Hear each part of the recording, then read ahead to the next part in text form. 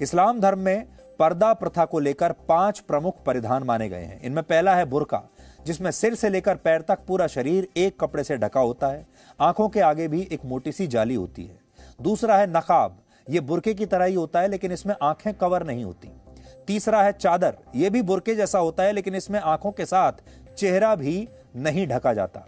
चौथा है हिजाब, इसमें एक शॉल से केवल सिर और गर्दन को ढका जाता है। और पांचवा है दुपट्टा, जिसमें केवल सिर को किसी खास कपड़े से कवर किया जाता है।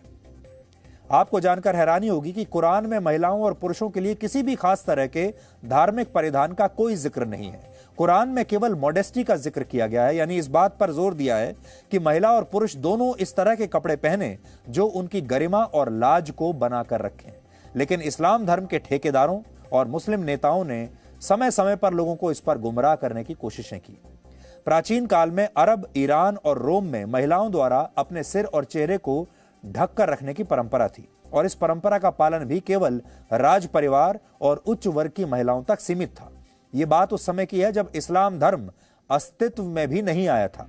7वीं शताब्दी में जब अरब में इस्लाम धर्म की उत्पत्ति हुई तो यह पहनावा काफी लोकप्रिय हो गया। हालांकि 20वीं शताब्दी तक भी अरब और ईरान जैसे देशों में ही बुर्का और नकाब पहना जाता था, जबकि मध्य एशिया और दक्षिण पूर्वी एशिया के देशों में मुस्लिम महिलाएं स्थानीय पहनावे को ही प्राथमिकता देती थीं। एक लाइन में कहें तो मुस्लिम महिलाओं पर बुर्के और हिजाब के पहनावे को थोपने की शुरुआत पिछले 100 वर्षों में ही हुई है और इसमें भारत जैसे देश भी शामिल है। आपने इस्लामिक संस्था तबलीगी जमात का नाम तो जरूर सुना होगा। तबलीगी जमात ने ही 1920 के दशक में यह आंदोलन चलाया था कि भारत की मुस्लिम महिलाओं को बुर्के और हिजाब में रहना चाहिए और मुस्लिम पुरुषों को लंबी दाढ़ी रखनी चाहिए। और यहीं से धार्मिक कट्टरवाद भारत में अपनी जड़ें और मजबूत करता चला गया। यह 1920 से शुरू हुआ है भारत में धर्मनिरपेक्षता के नाम पर कई दुकानें खुली हुई हैं जिनके जरिए इस विचार का व्यापार होता है। सच यह है कि भारत में आज भी सभी धर्मों के लिए समान व्यवस्था को लागू करना मुश्किल है, जबकि दुनिया के कई देशों में स्थिति इसके बिल्कुल विपरीत है। उदाहरण के लिए स्विट्जरलैंड में मार्च 2021 में एक जनमत संग्रह हुआ जिसमें लगभग 51% लोगों ने सार्वजनिक स्थानों पर बुर्का और नकाब पहनने पर प्रतिबंध लगाने का समर्थन किया था, जिसके बाद वहां इसे कानूनी रूप दे दिया जा चुका है। स्विट्जरलैंड के अलावा नेदरलैंड्स, फ्रांस, बेल्जियम, चीन, Denmark, Austria, Bulgaria, Norway, Sweden, Russia और कजाकिस्तान जैसे देशों में भी किसी न किसी रूप में बुर्के पर या तो पूर्ण या आंशिक प्रतिबंध लग चुका है। इन देशों में भी जब इस पर कड़े कानून बनाए गए तब वहां पर भी विरोध प्रदर्शन हुए थे, लेकिन ये देश धार्मिक कट्टरवाद के खिलाफ अड़े रहे और आज इन देशों में इन कानूनों का सख्ती से पालन हो रहा है और वहां पर शांति बनी हुई है। भारत की तरह नहीं है। इस मामले में भारत के संविधान के आर्टिकल 14 और 25 के साथ आर्टिकल 26 की भावना को भी समझना जरूरी है।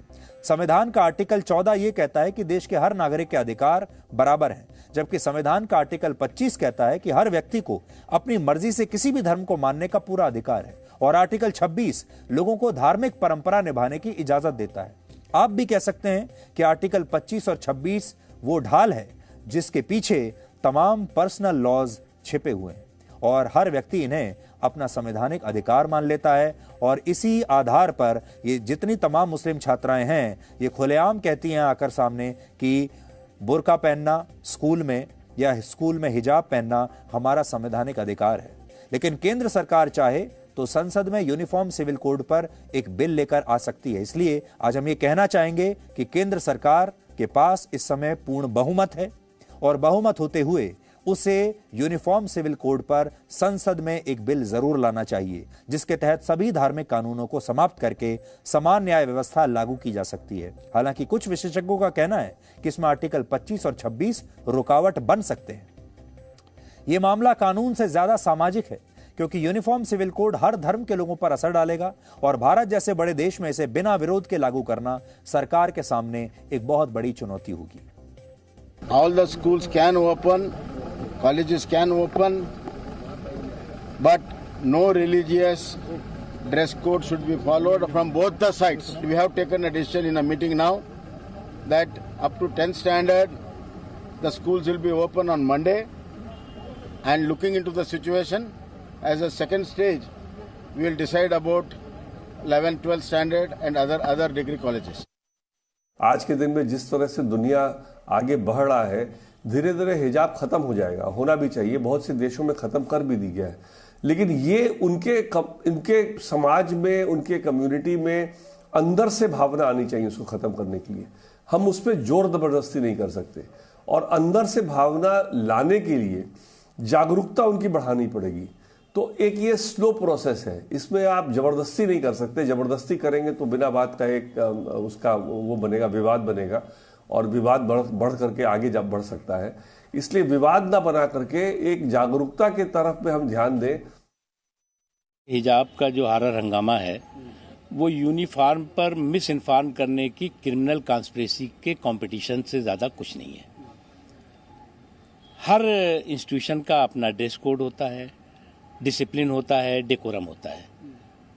अब कुछ लोगों ने ये ठान रखा है कि यूनिफॉर्म पर मिस इन्फॉर्म करने का कम्युनल कंपटीशन और क्रिमिनल कंपटीशन करेंगे, तो उनमें मज़े की बात यह है कि यहाँ पर कुछ लोग जो है उस कंपटीशन का हिस्सेदार भागीदार हैं और उधर पाकिस्तान है। ऐसे लोग जो लोग कि भारत बैशिंग ब्रिगेड का हिस्सा हैं और भारत को बदनाम करने के लिए एक कंपटीशन का हिस्सेदारी भागीदारी करते हैं, उसमें पाकिस्तान फौरन जुगलबंदी उनकी करता है, और इसमें आज भी यही हुआ है। अब बड़ा सवाल यह है, अभी आपने मुख्तार अब्बास नकवी को सुना। भारत के मुसलमान मुख्तार अब्बास नकवी को अपना आदर्श क्यों नहीं मान सकते? भारत के मुसलमान एपीजे अब्दुल कलाम को अपना आदर्श क्यों नहीं मान सकते? भारत के मुसलमान आरिफ मोहम्मद खान को अपना आदर्श क्यों नहीं मान सकते? बड़ी बात यह है, भारत के मुसलमान सिर्फ उन्हीं लोगों को अपना आदर्श क्यों मानते हैं जो उन्हें कट्टरवाद की तरफ धकेलना चाहते हैं, जो पाकिस्तान जिंदाबाद के नारे लगाते हैं, जो कश्मीर की आज़ादी की बात करते हैं। ऐसा क्यों है?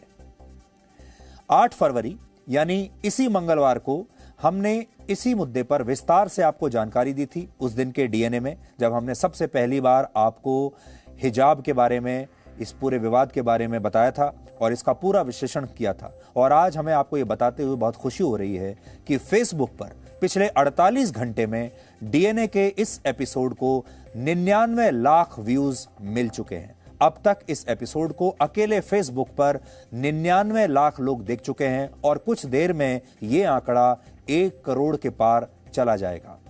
इससे यह पता चलता है कि हमारे इस एपिसोड को लोगों ने कितना सराहा, कितना पसंद किया, लोगों ने इसे कितना शेयर किया है, और आज भी बड़ी संख्या में लोग इस एपिसोड को एक दूसरे के साथ सोशल मीडिया पर शेयर कर रहे हैं। Presenting V News app, available on Google Play and App Store. Download it now.